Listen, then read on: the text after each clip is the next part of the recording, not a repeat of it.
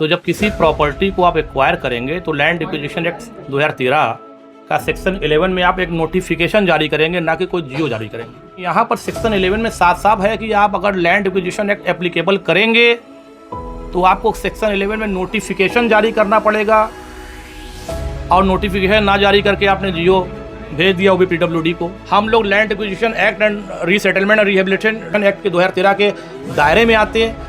हमको affected families कहा जाता, हमारी बात सुनी जाती, तो यहाँ सिर्फ बाइहू को क्रू एक जियो जारी हो गया और उनको डायरेक्शन हो गया, साहब ये प्रॉपर्टी परचेज करिए मकान मालिक से, लैंड एक्विजिशन एक्ट आप लागू करिए, इस जियो को आप कैंसिल करिए।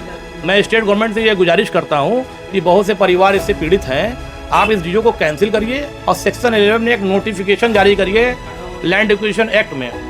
फिर आप बुला करके प्रॉपर्टी एक्वायर करिए और जो फेयर कंपनसेशन मार्केट वैल्यू से बनता है, डीएम सर्कल रेट का दुगना लैंड का, डीएम सर्कल रेट का दुगना स्ट्रक्चर का, वो आप दीजिए। अफेक्टेड फैमिलीज़ के डिफिनेशन में जो लोग आ रहे हैं, जो एक्यूपायर हैं, जैसे कार्माइकल लाइब्रेरी के रहा हूँ, वो रिट सुप्रीम कोर्ट सब गए, 16-16 लाख रुपए एक्यूपायर को मिला। तो एक्यूपायर की कैटेगरी में जो आता है उनको आप फेयर कंपनसेशन बांटिए। का जो जियो है वो 17.5 मीटर सड़क का है, तो मेरा एक सजेशन है कि भाई 17.5 मीटर की जगह 20.5 मीटर आप ले लीजिए, और 17.5 मीटर में सड़क बना करके 2 मीटर जो बच रहा है, 2.5 मीटर आपके पास, उसमें आप उसी पैसेज में कटरा बना के दुकानदारों को अलॉट कर दीजिए, उन्हीं दुकानदारों को। क्योंकि अगर लैंड एक्विजिशन एक्ट अप्लाई करेगा तो उसकी एक बड़ी मैंडेटरी शर्त है कि 1.5 किलोमीटर के रेडियस में आपको रिहेबिलिटेट करना पड़ेगा। क्या 17.5 की जगह 20.5 मीटर लीजिए।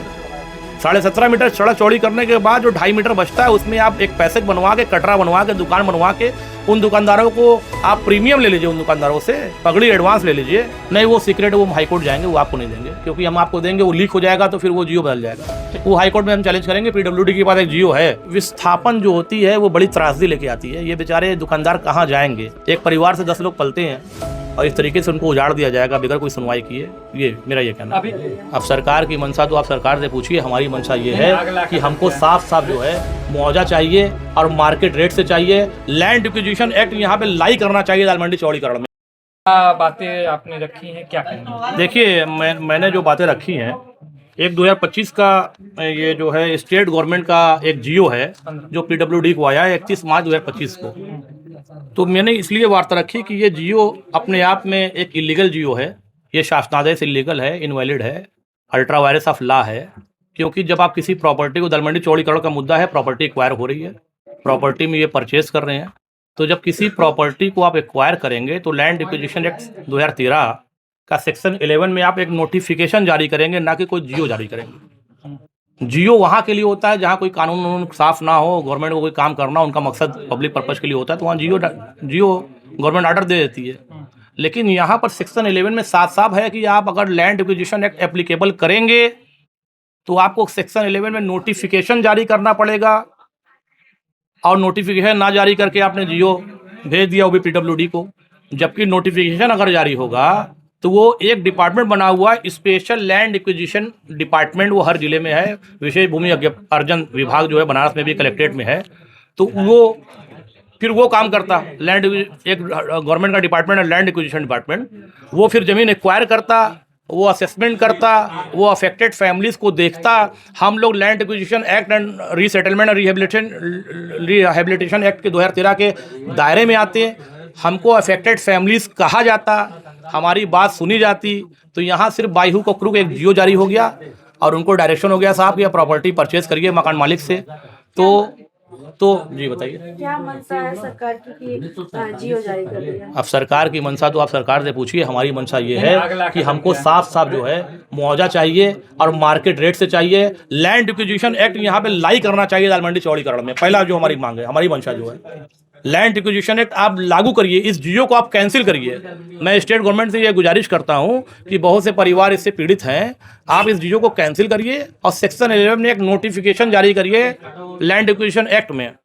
फिर आप बुला करके प्रॉपर्टी एक्वायर करिए और जो फेयर कंपनसेशन मार्केट वैल्यू से बनता है, डीएम सर्कल रेट का दुगना लैंड का, डीएम सर्कल रेट का दुगना स्ट्रक्चर का, वो आप दीजिए। अफेक्टेड फैमिलीज़ के डिफिनेशन में जो लोग आ रहे हैं, जो एक्यूपायर हैं, जैसे कार्माइकल लाइब्रेरी के रहा हूँ, वो रिट सुप्रीम कोर्ट सब गए, 16-16 लाख रुपए एक्यूपायर को मिला। तो एक्यूपायर की कैटेगरी में जो आता है उनको आप फेयर कंपनसेशन बांटिए, और बांटने के बाद इनका जो जियो है वो 17.5 मीटर सड़क का है, तो मेरा एक सजेशन है कि भाई 17.5 मीटर की जगह 20.5 मीटर आप ले लीजिए, और 17.5 मीटर में सड़क बना करके 2 मीटर जो बच रहा है 2.5 मीटर आपके पास, उसमें आप उसी पैसेज में कटरा बना के दुकानदारों को अलॉट कर दीजिए, उन्हीं दुकानदारों को। क्योंकि अगर लैंड एक्विजिशन एक्ट अप्लाई करेगा तो उसकी एक बड़ी मैंडेटरी शर्त है कि 1.5 किलोमीटर के रेडियस में आपको रिहेबिलिटेट करना पड़ेगा, और दारमंडी करीब करीब 1.5 किलोमीटर के एरिया का क्षेत्र ही है। तो मेरा ये कहना है कि आप 17.5 की जगह 20.5 मीटर लीजिए।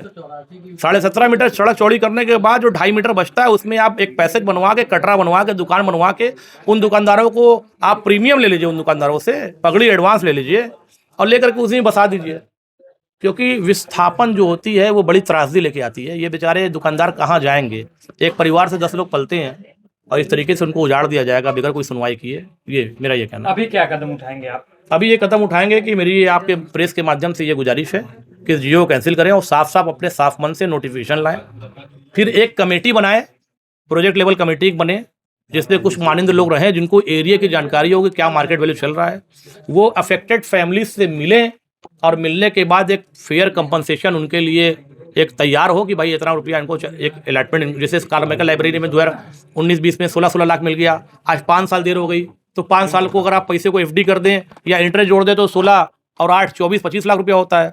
तो कम से कम एक एक्विपायर को 25 लाख रुपया as per the direction of supreme court in the case of Carmichael library, उस हिसाब से वो यहाँ पर करें और एक कमेटी बना करके जो असेस करे कि कितना नुकसान हो रहा है, अफेक्टेड फैमिली किसमें आ रही है, और जियो पहले कैंसिल करें।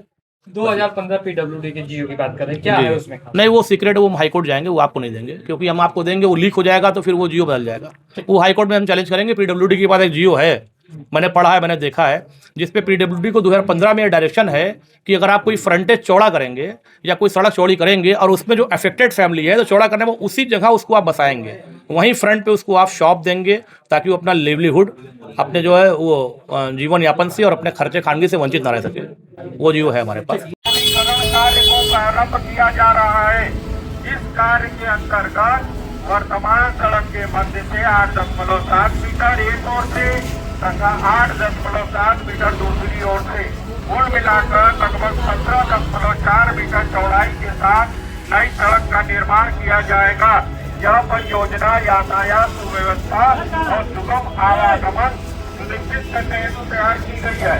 इस परियोजना से क्षेत्र में यातायात दबाव कम होगा, सड़कें अधिक सुरक्षित व्यवस्थित होगी और लोगों को दैनिक आवाजाही में सुविधा प्राप्त होगी। इस विकास कार्य से उत्पन्न लाभ दूरगामी होंगे तथा आने वाले वर्षों में क्षेत्र की आर्थिक और